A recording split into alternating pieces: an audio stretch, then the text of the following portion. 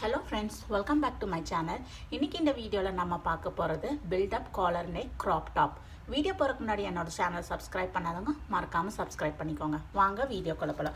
So build up collarங்கிறது பாத்தீங்கன்னா நம்ம எப்பவுமே collar வந்து நார்மல் collar வந்து neck first கட் பண்ணிட்டு அப்புறம் நம்ம செப்பரேட்டா collar அட்டாச் பண்ணுவோம். சோ build up collar வந்து நம்ம இதுல வந்து பேட்டர்ன்லயே வந்து டிராஃப்ட் பண்ணிடுறோம்.